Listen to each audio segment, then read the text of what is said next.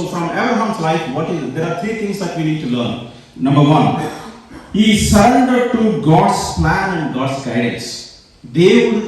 దేవుడు అబ్రహాం పట్ల ప్లాన్ కలిగి ఉన్నాడు. ఆ ప్లాన్కి అబ్రహాం లోబడ్డాడు. ఇప్పుడు నీ పట్ల నా పట్ల కూడా దేవుడికి అంటూ ప్లాన్ ఉంది. ఆ ప్లాన్కి మనం కూడా లోబడాలి. That is important thing. We should understand that. So if you don't understand the plan, you can always ask God, Lord, what is your plan about me? So definitely his plans are really great and they're really good. We should really thank God and praise God for that. And when we don't understand his plans, we should really ask, please help me to understand your plans, and God will reveal those plans. Definitely he will reveal, and he will guide as well. What we should do, what we should not do అనే దాని విషయంలో he will definitely guide. So Abraham ఏ విధంగా మరి సంతుష్టి కలిగిన దైవభక్తి అబ్రహాముకు ఉంది. Of course he was not poor, but he had this contentment. And so people, what they see is this. See, when you are content, you are not aspiring. When you are content, you are not aspiring to become something. That is wrong. It's not wrong. When you are content, you are not murmuring. But aspiration doesn't go down. I want to be this, which is fine. There's nothing wrong with it. Do your aspiration without murmuring. That's what it's saying. Contentment is, what it means is that there is no murmuring, no sanagadam godagadam anedi lekunda. I want to do this. You can have ambition, you can have aspiration, and you can aim to achieve that.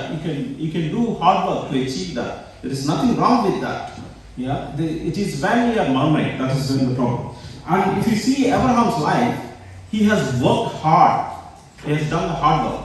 Can you give examples of what has he done? Well, he's a hard-working person. Can you tell one example from the Bible? అబ్రహాంకి ఎంతమంది పనులు ఉన్నారు చెప్పండి? 318 మంది ఉన్నారు. Okay, 318 మంది మీరు ఊహించుకోండి. మీ చేతి కింద 318 మంది ఉన్నారు అనుకోండి. 318 servants ఉన్నారు with their families. Families and wives and children and everybody. And 3 guests come to your place. What will you do?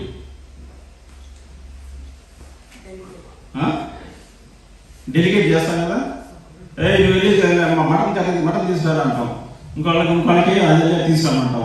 ఇక్కడ మెయిట్స్ ఉంటే వాళ్ళకి మెయిట్స్ సారాకి చెప్పేసేసి వాళ్ళ చేత రెడీ చేయించమంటాం. ఇవన్నీ మన ఇంట్లో చదువుతామా?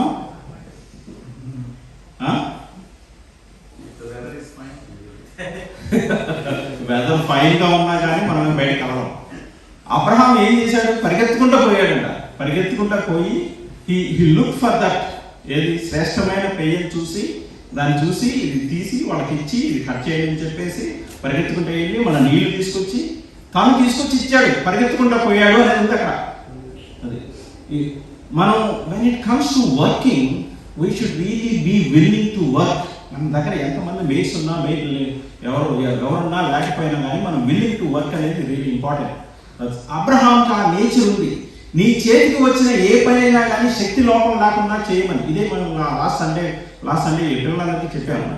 మీ స్కూల్కి వెళ్తే మీకు హోంవర్క్ ఇస్తే మీకు కంపల్సరీగా హోంవర్క్ చేయాలి. హోంవర్క్ చేయకుండా ఎగ్గొట్టడం అనేది మంచి పని కాదు అసలు. అది నీకు అంటూ ఒక వర్క్ ఇచ్చారు, you have to do the homework in టైంలో చేసేసి ఇచ్చేసేయాలి. దాన్ని అట్లా నేను చేయను వదిలేస్తాను అది ఇది అనడం అనేది మంచి పద్ధతి కాదు.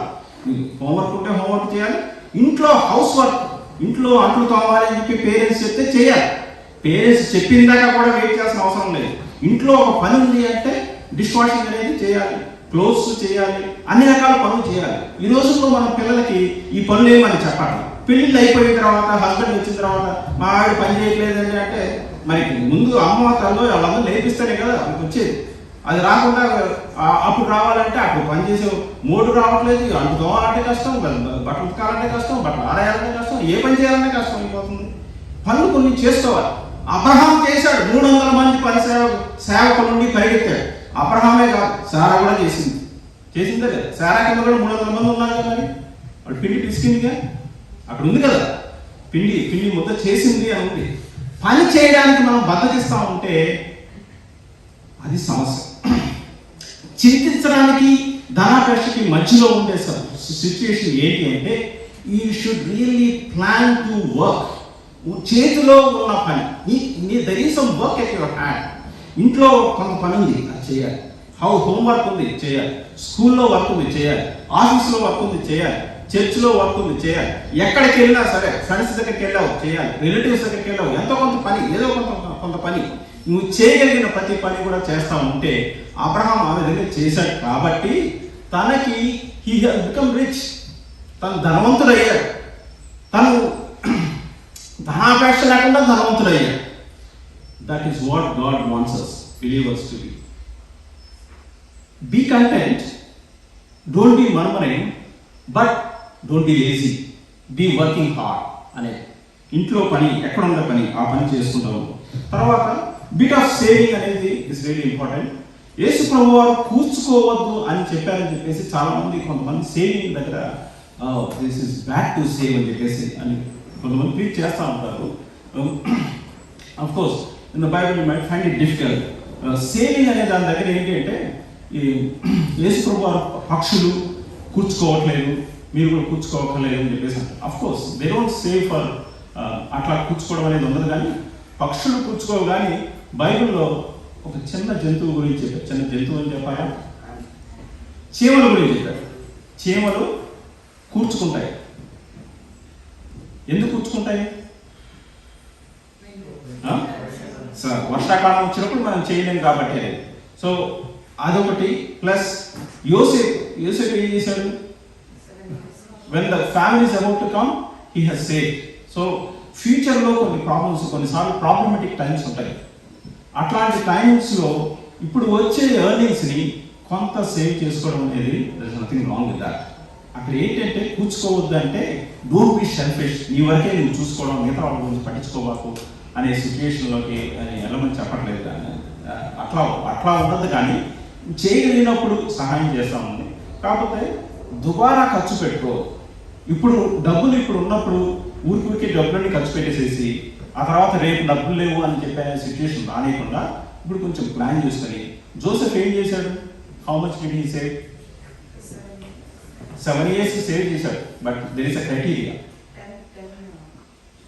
1/5, 20%.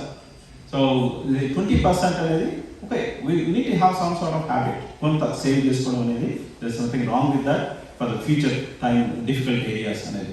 ఆ విధంగా చేసుకున్నప్పుడు we don't get into this situation of greediness, ధనాపేక్ష పరిస్థితుల్లోకి వెళ్ళిపోకుండా we can be content and still get on with our day-to-day lives. So have some sort of planning where you can work and save అనేది. Opportunity ఉన్నప్పుడు work చేసుకుంటా, save చేసుకుంటా ముందుకు వెళ్తూ ఉంటే దేవుడు మనకి ఫైనాన్షియల్గా సహాయం చేస్తాడు. దేవుడు కృపలో మనం వెళ్తాం. ఫైనల్గా point that we have to notice is that దేవుని ఎడల ధనవంతులుగా ఉండాలి. అబ్రహాము దేవుని ఎడల ధనవంతుడు, విశ్వాసం మీద ఎక్కువ ఫోకస్ చేస్తాడు. When we keep our focus on the faith, see, for this life, contentment and working and saving will help.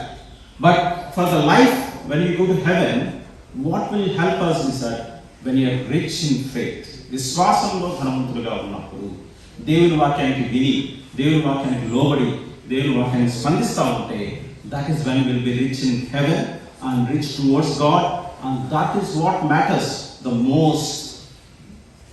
ఎందుకంటే ఆ ధనవంతుడైన రైతు, he was about to enjoy everything but he missed it just because he was not rich towards God. దేవుని అలా ధనవంతుడు కాదు కాబట్టే ఉన్నాయని కూడా పోయి.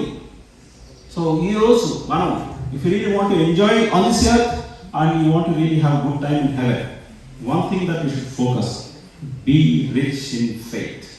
విశ్వాసంలో నేను ధనవంతుడుగా ఉండాలి. Very simple, it's not too difficult. Carefully, patiently read the word of God, regularly read the word of God. Try to listen in the messages and in the fellowship. Try to understand what does God want me to do and try to respond just little by little. You don't have to be perfect. Just నీకు అర్థమైంది ఏదో ఒక చిన్న విషయం, ఏదో 2 విషయాలు అర్థమైంది. నువ్వు if you keep responding in 1 or 2 matters, then God will guide you further, and then that is how we will become rich in faith.